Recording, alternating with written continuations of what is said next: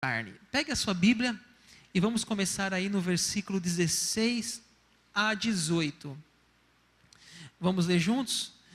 O Gálatas 5, 16 a 18, vamos lá? Digo, porém, andai no Espírito e jamais satisfareis a concupiscência da carne. Porque a carne milita contra o Espírito e o Espírito contra a carne, porque são opostos entre si, para que não façais o que porventura seja do vosso querer.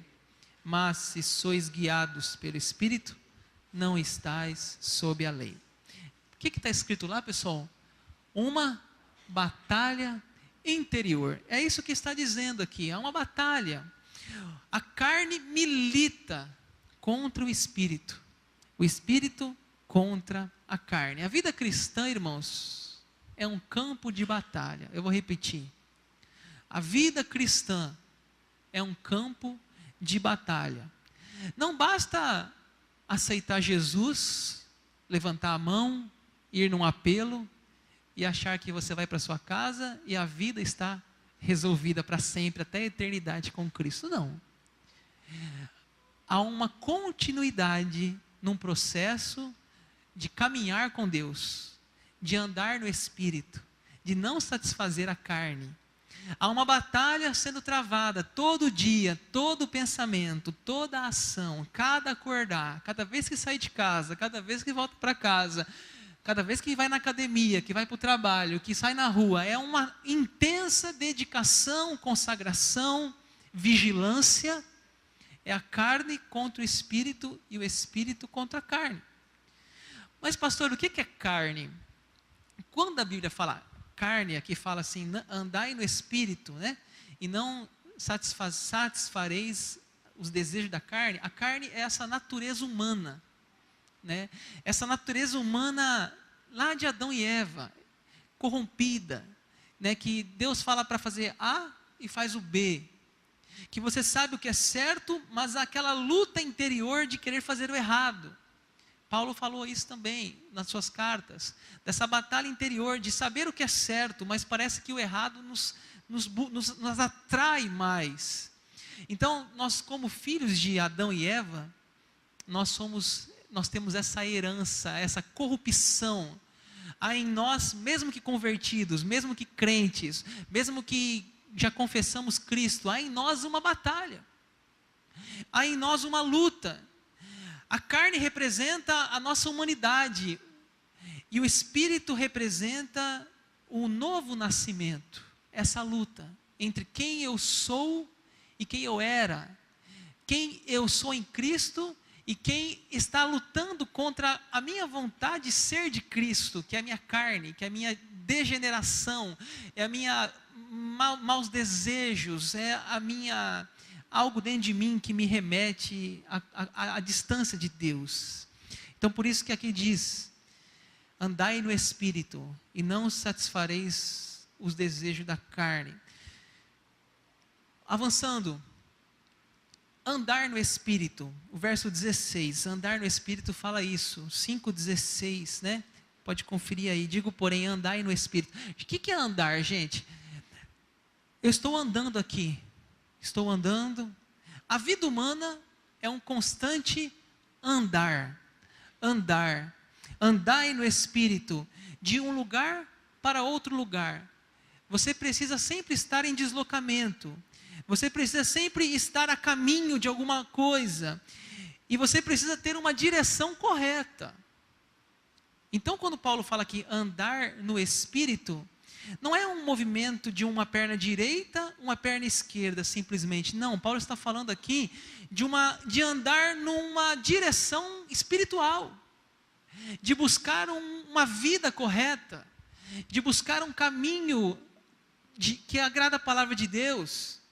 É como se o Espírito Santo fosse o Google Maps, ou algumas cidades usam muito o Waze, e ele estivesse nos dirigindo. Você colocasse lá no seu Google Maps, lá, me manda a localização da tua casa, você põe lá e te envia, mais ou menos isso. Aqui fala, o versículo 18 fala isso, mas se sois guiados pelo Espírito. O que é ser guiado? Ser conduzido, ser direcionado. Não é todo lugar que eu vou estar que é bom. Não é todo lugar que minhas pernas, que meu corpo possa estar. É um caminho, é um objetivo, é um alvo, é uma direção, é uma vida que você sabe da onde você está e para onde você quer ir. Ah, pastor, eu vou acordar amanhã de manhã, eu tenho que fazer isso e aquilo. Graças a Deus, faça, mas faça no Espírito. Faça em Deus. Faça tudo para a glória dEle. Tudo para o louvor dEle. Não faça nada para que a sua carne, a sua humanidade, a sua vida sem Deus te leve a caminhos errados. É isso que Paulo está nos ensinando aqui. Quais são as marcas da carne? Russell Shedd, no livro O Mundo, a Carne e o Diabo, Russell Shedd, ele fala sobre as marcas da carne. Esse livro é interessante, se você gosta de ler, esse livro fala que nós temos 3 inimigos: o mundo, a carne e o diabo, né? São os 3 inimigos do cristão. E aí você veja que está ali a carne, que é o nosso tema de hoje, a carne. Então o Russell Shedd vai falar aqui sobre as marcas da carne. A primeira marca, vamos ler lá? Autojustificação. O que é isso? Lembra de Adão e Eva? Deus fala: por que vocês estão escondidos? O que aconteceu aqui hoje? Adão fala: a mulher me deu a fruta. Aí Deus fala: e aí Eva? Não, aí ela fala: não, foi a serpente. Ou seja, ninguém está errado. Ninguém assume-se. Ninguém reconhece. Lá em casa, muitas vezes, eu tenho um filho de 9 anos, Samuel, vocês conhecem, como toda criança, e como todos nós, temos essa natureza caída. E Samuel, às vezes, fala algumas coisas, eu digo: ô filho de Adão, falo para ele. Ô filho de Adão. Por quê? Ele tropeça na cadeira, e ele acha a cadeira que é culpada. Aí ele chuta a cadeira: ô cadeira, sai do meu caminho. Cara, ela estava ali toda hora. Né? Eu falo: ô filho de Adão. Por quê? Porque essa dificuldade de assumir, e está nas crianças, está nos bebês, está nos adultos, está nos idosos. É se justificar, dizer: não foi bem isso, né? não foi bem assim.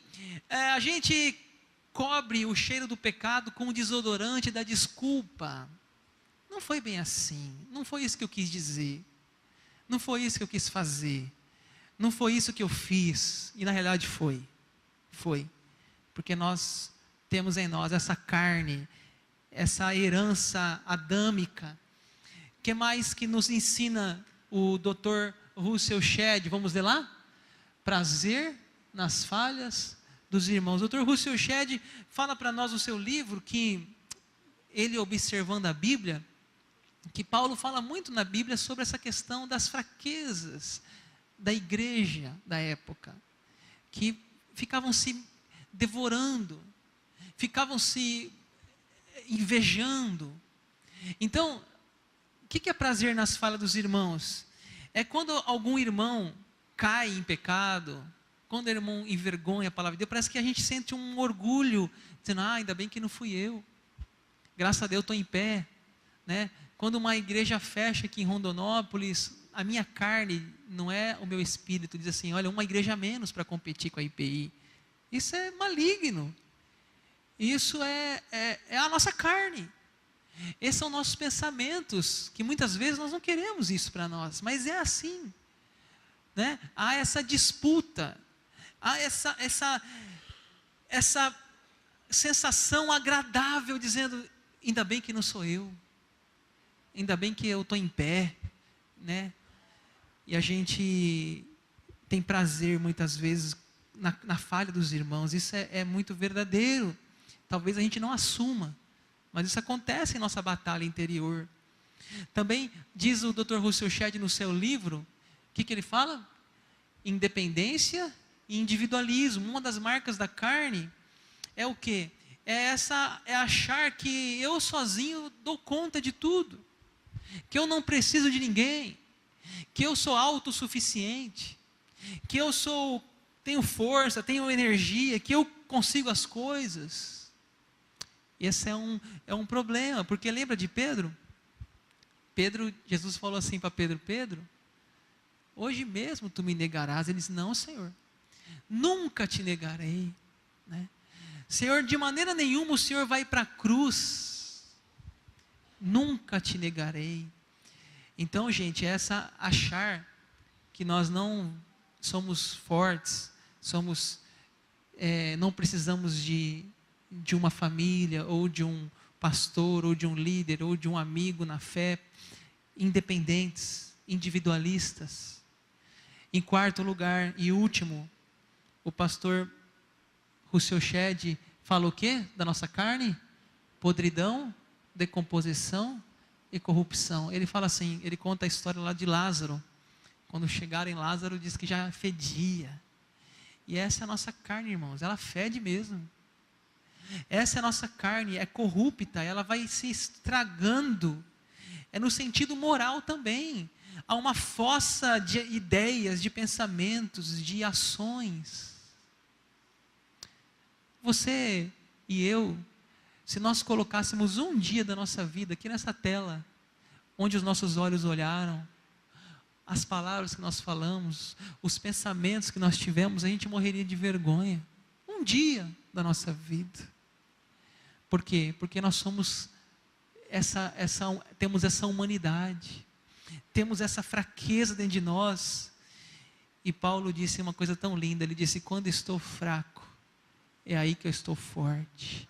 Quando a gente reconhece que nós somos tão humanos, tão fracos, tão dependentes de Deus, aí que nós estamos protegidos, aí que nós estamos guardados, porque nós estamos assim reconhecendo que precisamos de Deus em nossa vida. Nós não somos independentes, não somos individualistas, não, nós somos podre, nós estamos em decomposição mesmo, nós estamos realmente corrupto ao nosso coração. Quando Jesus Cristo andou aqui na terra, os fariseus lá diziam: não pode comer isso sem lavar a mão, não pode fazer aquilo sem limpar, né, sem fazer um ritual tal. E Jesus foi bem claro. Jesus falou assim: não é o que entra que contamina, é o que sai, porque dentro do coração dos homens é os maus desígnios, a prostituição, os furtos, homicídios, adultérios, avareza, malícia, dolo, lascívia, inveja, blasfêmia, soberba e loucura. Sabe de onde estão essas coisas? Dentro de nós, gente, dentro de nós. Sabe por que o Big Brother é o programa mais assistido lá? Não sei, eu não entendo, nem sei se está passando. Sabe por quê? Porque tem gente que consome. Por isso que a Globo dá o lixo que ela tem. Porque, os consumidores lá. Vai passar lá, passa lá, Globo Ciência, 7 horas da noite, muda de canal aí. Passa lá, Globo Ecologia, 8 horas da noite. Não, põe cena de sexo nessa porcaria aí, gente. Senão dá ibope. O problema é a Globo? Não. O problema somos nós. Ai, que vontade de ver o pau quebrando essa novela. Essa novela está muito morna. Está muito comum. Põe o trem para pegar aí. Como que é o nome dos caras que escrevem? Então, irmão, Jesus falou que é de dentro. É de dentro, e a nossa natureza é essa natureza, é uma natureza corrupta, cancerosa, é uma natureza cheia de inveja, cheia de adultério, de dolo, de tudo que está falando aqui. E nós temos que ficar atento, nós temos que vigiar, nós temos que orar, nós temos que consagrar, andar no Espírito, senão nós vamos ser freguês da carne. Se a gente for guiado pela carne, vai dar em nada. E por isso que Paulo, então, ele nos fala, do verso 19 até o verso 21, ele fala sobre as obras da carne. As obras da carne para nós. E é interessante, irmãos, vamos ler o verso 19 que está na tela? Ora, as obras da carne são o quê? Sabe o que ele está dizendo aqui? É como se ele estivesse dizendo assim para nós: você já conhece o que eu vou falar. Não preciso nem falar, mas eu vou falar. Porque vocês já sabem o que é a obra da carne. A gente sabe mesmo. A pessoa que fala que eu fiz sem saber. Será? São conhecidas. A gente sabe quando faz uma coisa certa e quando faz uma coisa errada. Né? A gente tem um entendimento. Então Paulo já está até cansado de falar sobre essas coisas, mas ele fala de novo, e a gente também fala de novo aqui hoje, e nós vamos então falar desse fruto amargo, venenoso, e semana que vem do fruto bom, do fruto limpo, saudável, que é o fruto do Espírito. Então nós vamos começar no verso 19. O verso 19 fala dos pecados sexuais. Vamos ler junto o verso 19? Ora, as obras da carne são conhecidas e são prostituição, impureza e lascívia. Irmãos, eu não vou aprofundar hoje nesse assunto, porque no domingo passado eu já falei bastante. Então, se você não veio domingo passado, e se esse é um interesse na sua área, uma fraqueza na sua área, procura na internet a pregação chamada Santidade, que eu fiz aqui semana passada. Vai ajudar você que tem dificuldade na área sexual. Mas só um resumo aqui, do resumo. Irmãos, esse tema ocupa só o primeiro tópico da lista de Paulo. Ou seja, é um assunto importante. Só para começar a conversa. Esse assunto está no top da lista do apóstolo Paulo, ou seja, ele sabe que é uma área que derruba muita gente. São os pecados sexuais. Sabemos que o sexo é algo bom, puro, quando ele é usado de forma correta, quando é desfrutado no casamento. O sexo pode gerar prazer no casamento, um ao outro, uma grande fonte, diz lá o livro de Provérbios, fala, aproveita a tua esposa, não deixe que as tuas fontes corram para as praças, ou seja, aproveita com a mulher a tua mocidade, é uma fonte de deleite. O sexo também gera procriação e dá continuidade à raça humana. O sexo também nos faz ter filhos e podemos desenvolver uma paternidade, uma maternidade, filhos educados, tementes a Deus. Então é muito lindo tudo isso. Mas é certo que é uma fraqueza. Tanto que Richard Foster escreveu um livro onde ele diz que as 3 áreas que o ser humano tem mais dificuldade está no dinheiro, no sexo e no poder. Então é uma área que nos gera lutas. Jesus chamou a geração daquela época de geração adúltera. Ele disse, essa geração é uma geração adúltera. Você vê as cartas de Paulo também falando muito sobre as dificuldades daquele tempo. Inclusive Paulo viveu numa época que o rei, os déspotas, né, Nero, os Herodes, faziam de tudo, orgias, e Paulo conhecia todo aquele mundo romano e sabia que muita imoralidade sexual existia.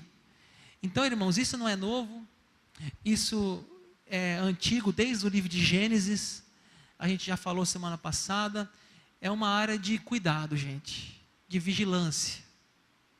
Está aí uma área para a gente estar atento, que é essa área da sexualidade, são os pecados sexuais, tá bom? Aí Paulo continua, na sua lista, vamos ver o versículo 20, idolatria, feitiçarias, inimizades, porfias, ciúmes, iras, discórdias, dissensões e facções, tá?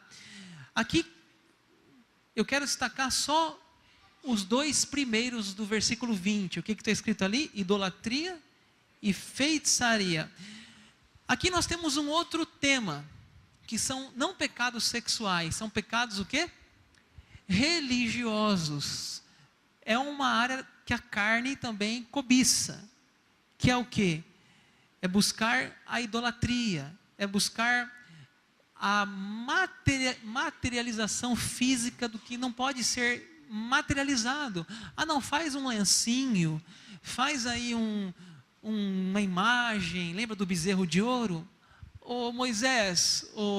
Arão, Moisés está demorando, faz um bezerro aí, faz alguma coisa para a gente ver esse Deus, né?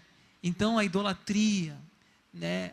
Essa necessidade de pegar, de ver, de visualizar, sendo que Deus não pode ser visto, Ele não pode ser tateado, é pela fé, diz o livro de Hebreus capítulo 11, e os 10 mandamentos falam sobre isso. Não farás para ti imagem, não adorarás, não dá culto. E também os salmos, livros dos profetas, tem boca, não falam, tem olhos e não veem, tem ouvidos e não ouvem, tem nariz e não cheiram. Enfim, irmãos, eu poderia falar tanto aqui sobre idolatria com vocês, mas eu avanço para feitiçaria. O que é feitiçaria? Feitiçaria é o ocultismo. O que é ocultismo? Diz o Deuteronômio 18: não se achará no meio de ti adivinhador, prognosticador, feiticeiro, encantador, quem consulte um espírito adivinhador, quem consulte os mortos. Está lá no livro de Hebreus: não estará entre vocês.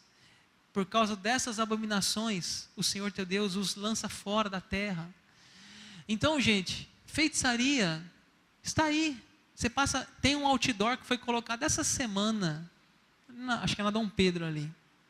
Faço trabalho, amor, dinheiro, não sei o quê. E aí tem uma frase assim: só o trabalho do bem. Então tá aí, irmãos, as macumbas da vida, né? Tá aí, os tambor tocando, né? A turma buscando esse ocultismo, adivinhação, adivinhar o futuro, ler as mãos, horóscopo, meu Deus, cara, tem crente que vê horóscopo, eu não acredito nisso, gente. Irmãos, não, fala sério, tem alguém aqui hoje que acredita em horóscopo? Não é possível. Passa na minha sala essa semana, por favor. Você fez discipulado? O que aconteceu? Eu nunca vi isso. Eu já vi crente falando de horóscopo. Ai, porque o meu é Sagitário. Não, porque eu sou assim, porque eu sou assado, porque eu sou Aquário. Mas gente, que é isso, povo de Deus? Irmãos, não importa o mês que você nasceu, não. Deus transforma a tua vida, todo instante, pelo poder do Espírito Santo. Então, irmãos, essas coisas estão aí no dia a dia, estão aí rodando, nas novelas, nos comentários da televisão, e você está aí, um cristão que não entende a palavra. Avançando, aí vem os pecados sociais, que aí continua, né, o verso 20 ali: inimizade, porfia, ciúmes, ira, discórdia, dissensão, facção, e entra no 21, que o 21 fala invejas. Quantos tem ali, irmãos? 8. Posso falar uma coisa para você? Os pecados sexuais, quantos foram? 3. Os pecados religiosos, quantos foram?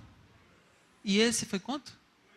Ou seja, Paulo está nos dizendo que a nossa maior dificuldade é nessa área aqui. Interessante esse assunto. Que a nossa maior batalha na carne é na dificuldade de ter comunhão com as pessoas. Essa é a lista mais extensa. Irmãos, o que está escrito ali são coisas que acontecem todo dia. Todo dia. Acontece no trabalho, acontece nas empresas, acontece na família. Um querendo competir com o outro na família. Ah, não, se minha cunhada vir aqui hoje, eu não vou vir. Não, se minha sogra está no ambiente, eu não estou. É o mais comum, irmãos. Ah, não, se meu irmão estiver presente, eu não vou naquela festa. Dentro da família. Trabalho. dentro de trabalho, dentro de empresa, a turma não se fala, não se vê, passa longe, vira a cara. E na igreja? Não, pastor, na igreja todo mundo é santo. Paulo está falando assim com a igreja. Igrejas se dividem. Pastor contra ovelha, membros contra membros, panelinha A, panelinha B, turma do lado do A, turma do B, família fulana, família do ciclano. Gente, é triste, porque lembra de que Paulo fala? Eu sou de Paulo, o outro fala, eu sou de Apolo. Paulo fala, ei gente, vocês são tudo de Cristo. Que história é essa? Todos somos de Cristo, ninguém está competindo com ninguém. Estamos servindo ao mesmo capitão. O capitão é Cristo, somos todos do mesmo batalhão, somos todos soldados dele. Ele é o cabeça da igreja. Olha alguns versículos aqui, olha, tem um tal de Diótrefes lá na carta de 3 João. Vamos ler na tela? Escrevi à igreja, mas Diótrefes, que gosta muito de ser o mais importante entre eles, não nos recebe. Na Almeida fala assim, aquele que gosta de exercer a primazia. Então Paulo estava acostumado com esses problemas nas igrejas primitivas. O apóstolo Paulo tinha que falar com eles. Lembra do caso de Evódia e Sintique? Ele disse, peço que vocês pensem concordemente no Senhor, minhas irmãs. E Paulo cita inclusive o texto tão lindo que Fernandinho gravou no Galileu, é por causa dessas duas mulheres, que ele fala, o Senhor Jesus, mesmo sendo Deus, se esvaziou de si mesmo, assumindo forma humana, né? E não usurpou ser igual a Deus. Ele fala isso, ou seja, o que ele está dizendo é que para nós, para aquelas duas mulheres da igreja lá, que elas têm que olhar o exemplo de Cristo. Diótrefes, ele gostava de exercer essa primazia entre os irmãos, e às vezes Paulo via naquelas igrejas ali, como as duas irmãs as duas mulheres, que elas estavam brigando ali, e o exemplo de Cristo se faz necessário. Gente, olha, se eu como pastor estiver aqui entre vocês,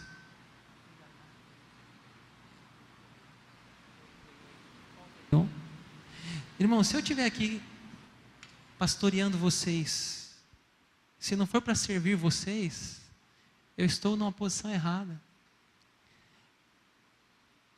Quando a gente é ordenado pastor, a gente faz um seguinte, como o médico faz aquela declaração, o pastor faz um voto também, uma declaração. Ele fala assim,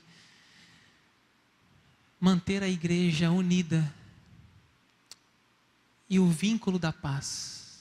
Esse é um compromisso que o pastor faz no presbitério, que aquela igreja possa ser unida, que possa manter o vínculo da paz. Irmãos, isso deve ser o objetivo de todos nós, não botar fogo, mas apagar, conciliar as pessoas. O ministério da conciliação, diz a Bíblia, que nós temos o ministério da conciliação, diz Paulo. Não de, bota fogo, xingou sua mãe, vixe, né? Criança na escola, xingou sua mãe, vixe, bota fogo, né? Não, irmãos, talvez ele não quis dizer isso, talvez você interpretou errado, talvez ele não estava no melhor dia.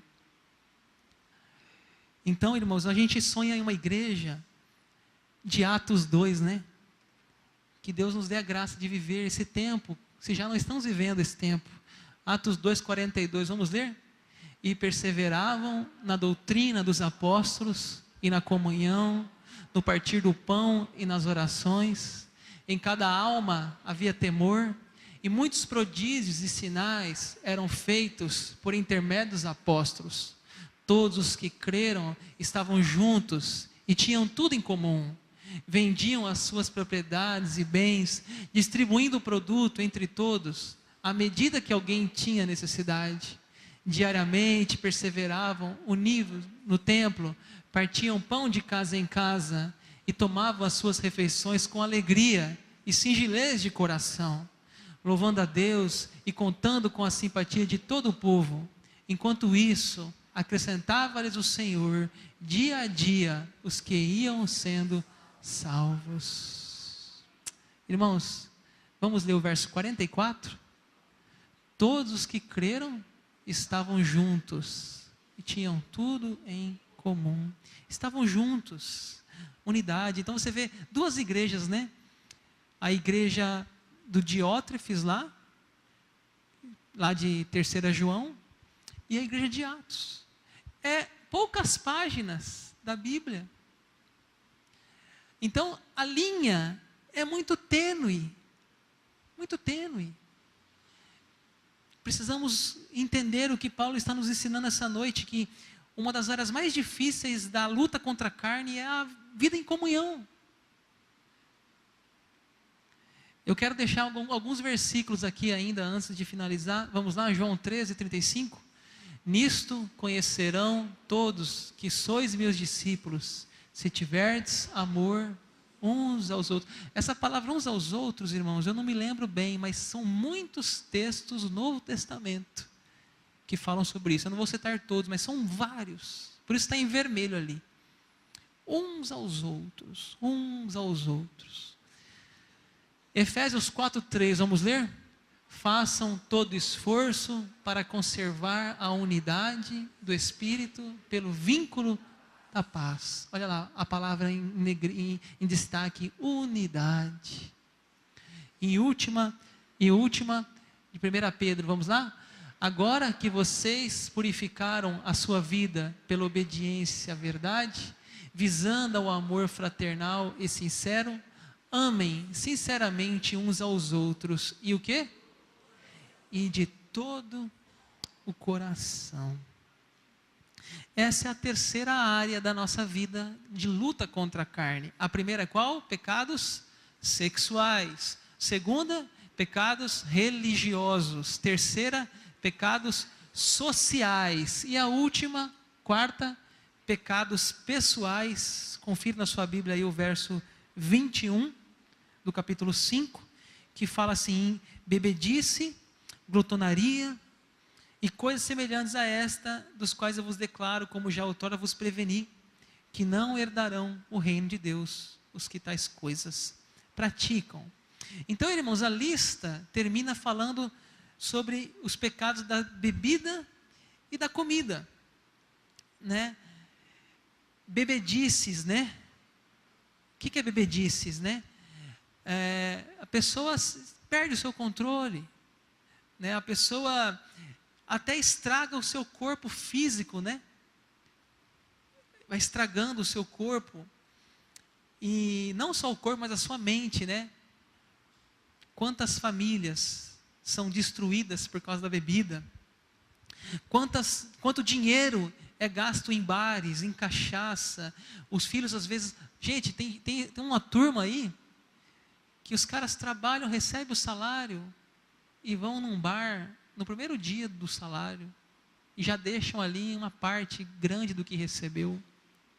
O filho está em casa, a esposa, com um desejo de comer uma coisa diferente, e não pode, porque o pai está ali gastando, ou a mãe está gastando todo o seu dinheiro em bebidas. E é certo que nós temos um trabalho tão bonito chamado Alcoólicos Anônimos, né? Alcoólatras Anônimos. E esse trabalho reconhece o auxílio às famílias. Muitas famílias estão presas em fortes algemas da bebida. Estão ali acorrentadas. Por quê? Porque um sofre da família, todos sofrem da família, né? Mas cremos que Deus pode libertar uma pessoa de um vício como esse. Já são vários testemunhos aqui na igreja, de pessoas que abandonaram vícios. Tem uma pessoa mesmo aqui na igreja, que a Clarice, vocês conhecem, que fumou toda uma vida. E a partir do momento que ela decidiu ser evangélica, ela decidiu abandonar o cigarro. Isso Deus faz em nossa vida. Deus transforma, Deus muda. Uma vez diz que uma esposa de um ex-beberrão, deu um testemunho. Ela disse assim, olha que testemunho que ela disse. Ela disse, olha, do poder do Senhor para transformar a água em vinho, eu não posso dizer. O que eu posso dizer é que Deus transformou vinho em mobília e alimentos. Ele livrou meu marido de uma vida desregrada, de bares e sarjeta. E hoje meu marido é um trabalhador honesto, responsável e atencioso. Eu creio que Deus pode mudar uma vida, libertar uma vida. Por isso que nós temos tantos trabalhos de casa de recuperação, que tem igrejas que inclusive lideram esse trabalho. A bebedice. E nós encerramos a lista com a glutonaria, que a gente às vezes acha que esse é um pecado menos sério, mas é algo importante a reflexão bíblica sobre o assunto. Porque da mesma maneira que a avareza idolatra os bens materiais, da mesma maneira que a luxúria idolatra o sexo, a glutonaria idolatra a comida. Então a pessoa come em demasia, ela quer preencher um vazio. A barriga está cheia, mas o coração está vazio. Irmãos, são comportamentos diante de uma mesa que nos fala do domínio do nosso corpo. Bebedice e glutonaria. E eu já estou indo aqui para o final. As consequências. Olha o verso 21, que fala assim: glutonaria e coisas semelhantes a esta, a respeito dos quais eu vos declaro, como já outrora vos preveni, que não o quê? Herdarão o reino de Deus. Que tais coisas praticam, não herdarão o reino de Deus. Ah, pastor, então eu estou fora? Se você era assim, você está dentro. Era. Aquele que está em Cristo é nova criatura. Então você precisa andar no Espírito e não satisfazer as obras da carne.